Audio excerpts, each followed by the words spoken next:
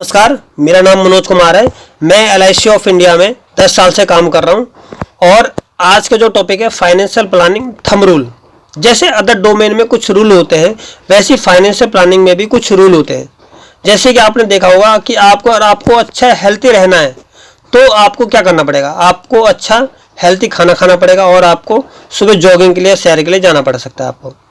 तो उसी तरह से जैसे आपको फाइनेंशियल प्लानिंग में भी अगर फाइनेंस आपको गोल कोई पूरा करना फाइनेंशियल आपको, तो उस तरह से आपको पता होना चाहिए कि आपकी इनकम का कितना परसेंट खर्चे में जाना चाहिए और कितना परसेंट आपको सेविंग में करना चाहिए। तो concept the thumb rule of finance planning को हम सीखेंगे। The thumb rule of financial planning does not guarantee success. मतलब अगर आप इस फाइनेंशियल प्लानिंग थंब रूल को अपनाएंगे तो सक्सेस का गारंटी हम नहीं देंगे, पर हम ये जरूर कहना चाहेंगे कि आपके फाइनेंशियल लाइफ में एक डिसिप्लिन रहेगा। जैसे डॉक्टर आपको जब दवाई देता है या आपको हेल्थी रहने के लिए कुछ रूल बताता है, तो वो गारंटी नहीं देता आपको कि अगर आप इस रूल को अपनाएंगे तो आप 100 साल तक जियोगे, पर वो आपको कहता है कि आप मॉर्निंग वॉक करेंगे, सुबह जॉगिंग करेंगे या आप अपना हेल्थी खाना खाएंगे तो आप एक अच्छी लाइफ स्टाइल मेंटेन कर सकते हो आप, या अच्छा हेल्थी रह सकते हो आप। तो उसी तरह से ये जो थंब रूल है वो एक आपको आइडिया देने वाला है कि आपकी इनकम का कितना परसेंट खर्चे में जाना चाहिए, कितना परसेंट आपको सेविंग में जाना चाहिए आपको। जैसे कि आप स्लाइड के अंदर देख रहे हो कि 30% आपका एक्सपेंसेस में जाना चाहिए, 30% आपका EMI में जाना चाहिए और 10% आपका लाइफ स्टाइल में जाना चाहिए और 30% आपका सेविंग में जाना चाहिए। Total income 100%। Financial planning thumb rule का क्या है, 30% एक्सपेंसेस में जाना चाहिए। तो आज के टाइम में किसी भी स्कूल में या कॉलेज में कोई एजुकेशन नहीं दी जा रही कि आपकी इनकम का कितना परसेंट इनकम में जाना चाहिए, खर्चे में जाना चाहिए और कितना परसेंट आपका सेविंग में जाना चाहिए। तो यंगस्टर आज के टाइम में बहुत सारी बड़ी गलती करते हैं, जो भी उनको सैलरी मिलती है वो ज़्यादा खर्चा करते हैं आज के टाइम में। तो और आने वाले में चाहूँगा कि गवर्नमेंट, हमारे जो गवर्नमेंट है वो जो स्कूल और बुक है, स्कूल की बुक है, उसके अंदर भी ये चीज़ें होना चाहिए कि हमारा इनकम का कितना परसेंट खर्चे में जाना चाहिए, कितना परसेंट हमारा सेविंग में जाना चाहिए। हमारा जैसे 30% एक्सपेंसेस में जाना चाहिए, उसमें क्या क्या प्रोडक्ट हम ले सकते हैं, ग्रोसरीज एंड अदर एसेंशियल्स, मतलब हमने घर का राशन का खर्च जो भी हो इसमें हम ले सकते हैं। दूसरा हाउस मेंटेनेंस, मतलब आपको घर में कोई भी मरम्मत करवानी है तो आप इसमें से पैसा ले सकते हो 30% एक्सपेंसेस से। इलेक्ट्रिसिटी बिल भी आप ले सकते हो, telephone, gas, DTH, internet and other utility bill. Children basic education भी इसी एक्सपेंसेस में जाएगा, children support and care expenses में भी जाएगा और प्लस टर्म इंश्योरेंस का जो पैसा जाएगा वो भी हम 30% एक्सपेंसेस में से ही लेंगे। ऐसी मोटर का इंश्योरेंस, मोटरसाइकिल का इंश्योरेंस या कार का इंश्योरेंस लेना है तो भी हम इसमें से लेंगे। Out of pocket medical cost, अगर कोई इमरजेंसी आ गई, मेडिकल पे खर्चा हुआ तो वो भी हम पैसा इसमें से लेंगे। पब्लिक ट्रांसपोर्टेशन एंड पेट्रोल, उस पे का पैसा भी हम इसमें से लेंगे। क्लोथिंग एंड पर्सनल आपकी, मतलब हम कोई महंगे कपड़े या कुछ पर्सनल अपना अपग्रेड करना चाहते हैं तो वो पैसा लेंगे। Plus domestic worker cost, plus health insurance, जो भी आपका मेडिक्लेम का पैसा जाएगा वो भी हम इसी 30% एक्सपेंसेस में से ही लेंगे अपना। आगे जो दूसरा रूल आता है फाइनेंशियल प्लानिंग का, 30% इनकम का 30% हमारा EMI में जाना चाहिए। तो आज के टाइम में यंगस्टर बहुत सारे लोग गलती क्या कर रहे हैं कि EMI का जो परसेंटेज है वो 30% ना होके 50%, 60%, 70%, 90% तक होता है। और यहाँ तक कि कभी कभार तो ऐसा होता है कि 90% EMI को पे करने के लिए क्रेडिट कार्ड यूज करते हैं, क्रेडिट कार्ड का इंस्टॉलमेंट बनाते हैं और उसके बाद वो उनका जो EMI है वो 100% से भी ऊपर चला जाता है। तो उसके लिए आज के टाइम में बहुत सारे जो बैंक मैनेजर हैं इस टाइम जो लोन प्रोवाइड करते हैं वो भी कहते हैं कि आपके इनकम का हम 60% आपको हम EMI पर लोन दे सकते हैं, पर 60% नहीं होना चाहिए, लास्ट 30% EMI का ही होना चाहिए इनकम का 30%। तो आगे हम देखेंगे, जैसे कि हमने बताया था आपको हाउसिंग लोन EMI आप ले सकते हो, व्हीकल लोन EMI और पर्सनल लोन EMI। आपको EMI लेना जरूरी क्यों है, क्यों आप एक बड़ा क्रिएट स्टेट कर सकते हो, एसेट्स क्रिएट कर सकते हो आप। अगर आप EMI नहीं लोगे तो आप एक बड़ी एसेट्स क्रिएट नहीं कर पाओगे आप। जैसे कि आप एक अपना अच्छा मकान ले सकते हो, होम लोन अपना, जो से आप बड़ी एक एसेट्स क्रिएट कर सकते हो। आप एक गाड़ी ले सकते हो और प्लस पर्सनल से आप पर्सन जो EMI होती है उससे आप जैसे कि LED हो गया, आपका फ्रिज हो गया, जो भी आप उसमें लेना चाहते हो वो आप ले सकते हो। 10% आप लाइफ स्टाइल पे आप खर्च कर सकते हो। लाइफ स्टाइल पहले जैसे था कि अगर जैसे छुट्टी, गर्मी की छुट्टी पड़ती थी तो सब लोग नाना नानी के घर पे जाते थे बच्चे उनके, पर आज के टाइम में ऐसा नहीं है। आज के टाइम में लोग फॉरेन ट्रिप पे जा रहे हैं, आजकल लोग आउट ऑफ स्टेशन जा रहे हैं या अपने आप को अपग्रेड कर रहे हैं। अपग्रेड मतलब स्किल पे पैसा खर्च कर रहे हैं। जैसे कि अगर आज किसी को इंग्लिश सीखना की जरूरत है तो वो इंग्लिश सीख रहा है, आज को किसी को कम्युनिकेशन स्किल अगर डेवलपमेंट करनी है तो वो सीख रहा है, या बहुत सारे लोग आज के टाइम में यूट्यूब पे भी जा रहे हैं तो स्किल डेवलपमेंट कर रहे हैं। तो लाइफ स्टाइल पे खर्च कर सकते हैं 10% पे अपना। वो लाइफ स्टाइल क्या है वो आप बहुत सारे स्क्रीन के अंदर देख रहे होंगे। जैसे वेकेशन पे आप जा सकते हो, आप सोशल पार्टीज में पैसा खर्च कर सकते हो, जिम की क्लब मेंबरशिप ले सकते हो, मूवी एंड टिकट पे पैसा कर सकते हो, person up grooming and upgrading मतलब आप स्किल पे भी पैसा डेवलपमेंट कर सकते हो अपना। अब जो लास्ट जो फाइनेंशियल प्लानिंग का थंब रूल का 30% हमारा सेविंग में हो जाना चाहिए, वो कंपलसरी जाना चाहिए। वो 30% हम सेविंग कैसे कैसे खर्च करेंगे? शॉर्ट टर्म सेविंग जाना चाहिए हमारा शॉर्ट टर्म गोल के लिए, मीडियम टर्म सेविंग जाना चाहिए हमारा मीडियम टर्म गोल के लिए, और लॉन्ग टर्म सेविंग जाना चाहिए हमारा रिटायरमेंट गोल के लिए ओनली। वो कितना कितना कैसे कैसे जाना चाहिए? 30% सेविंग का 10% हमारा शॉर्ट टर्म सेविंग में होना चाहिए, 10% हमारा मीडियम टर्म सेविंग में होना चाहिए, और 10% हमारा लॉन्ग टर्म सेविंग के अंदर होना चाहिए हमारा। शॉर्ट टर्म गोल हमारे क्या क्या हो सकते हैं वो हम अगले स्लाइड में देखेंगे। शॉर्ट टर्म हमारे गोल हो सकते हैं children basic education, fulfil dream of first car, first motorcycle, first mobile, वो आप इस गोल के शॉर्ट टर्म गोल में पूरा कर सकते हो।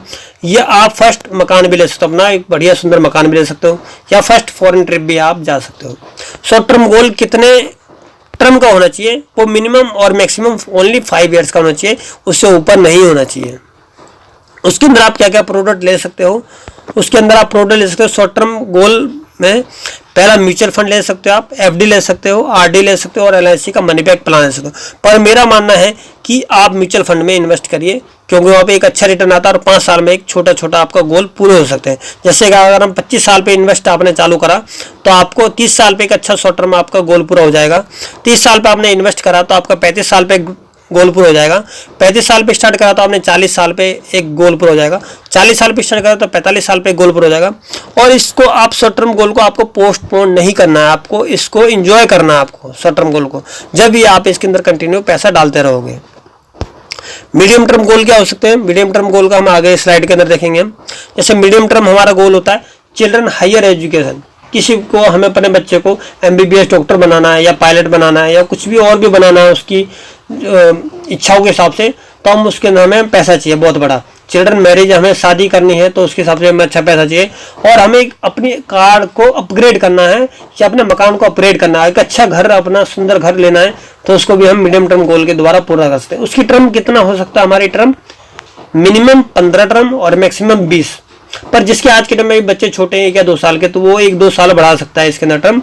मिनिमम 15 और मैक्सिमम 20 से 22-23, इससे ऊपर ना ले जाए। शॉर्ट मीडियम टर्म गोल के अंदर क्या क्या प्रोडक्ट हमारे हो सकते हैं? पहला हमारा पीपीएफ हमारा हो सकता है। दूसरा हमारा सुकन्या समृद्धि योजना, जो पोस्ट ऑफिस में आज के टाइम फेमस है, काफी गवर्नमेंट की स्कीम है, उसके अंदर भी आप पैसा इन्वेस्ट कर सकते हो। तीसरा म्यूचुअल फंड में भी आप पैसा इन्वेस्ट कर सकते हो। और चौथा लाइफ एलआईसी का जीवन लक्ष्य प्लान में भी आप पैसा इन्वेस्ट कर सकते हो आप। पर आपको हम सजेस्ट करना क्यों चाहेंगे कि एलआईसी का जीवन लक्ष्य प्लान आपको ही लेना चाहिए आपको, तो हम इसके पीछे एक रीजन देना चाहते हैं कि जो मीडियम टर्म गोल है आपका, बच्चे की हायर एजुकेशन और बच्चे की मैरिज प्लानिंग, ये आप रहोगे तो भी आपका गोल होने वाला है, लगेगा ही लगेगा, और आप नहीं भी रहोगे तो ये गोल लगने वाला है। तो होगे तो भी लगने वाला है, ना होगे तो भी लगने वाला है। तो पर और जो बाकी प्रोडक्ट है PPF, Sukanya Samriddhi, mutual fund, आपके रहने पर जब आप रहोगे तो इस गोल को कंप्लीट कर सकते हैं। पर अगर आप नहीं रहे तो आप इस गोल को कंप्लीट नहीं कर पाएंगे 3 प्रोडक्ट।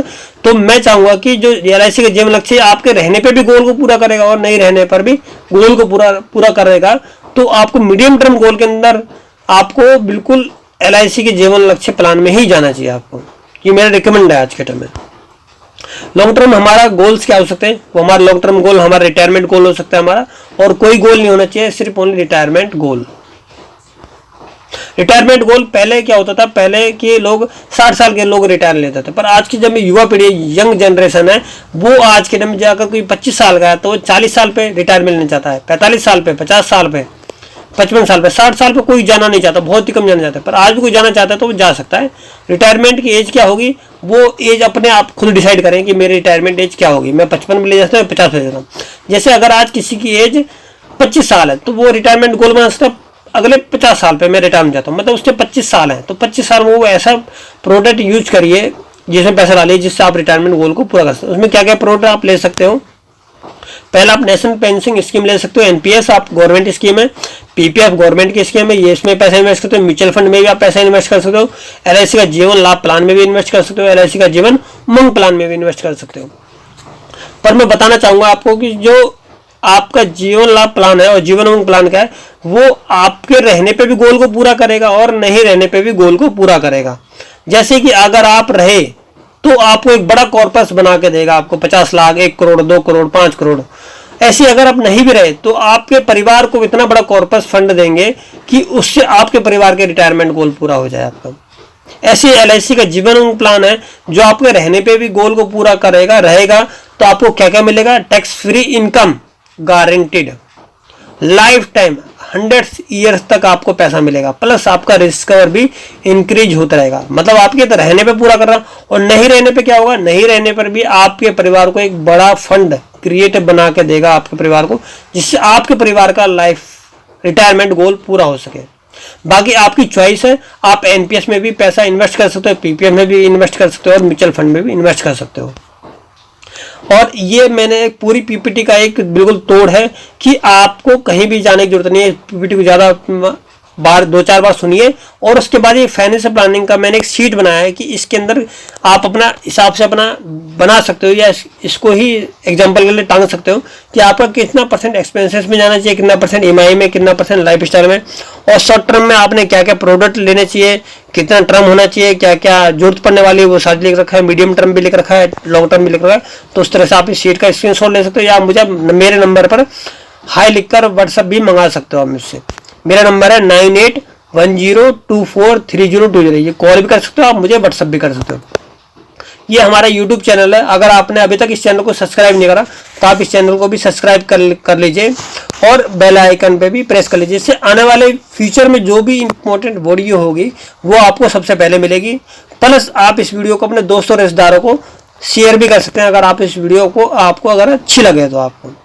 पर अगर आपको अच्छी ना भी लगे तो आप इसमें कमेंट करके बताएं कि हमें कहाँ पर इसको वीडियो के अंदर अपग्रेड करना है, क्या क्या हमें स्किल में अपने अपग्रेड करना है। और अच्छा लगे तो आप इसके अंदर कमेंट करके जरूर बताएं कि आपको इसमें क्या अच्छा लगा आपको। तो आगे बढ़ते हैं। थैंक यू, धन्यवाद। आपने इस वीडियो को इतनी देर तक वैल्यूबल अपना टाइम दिया, बहुत कीमती टाइम दिया, उसके लिए मैं आपको बहुत बहुत धन्यवाद देना चाहूँगा। धन्यवाद दोस्तों।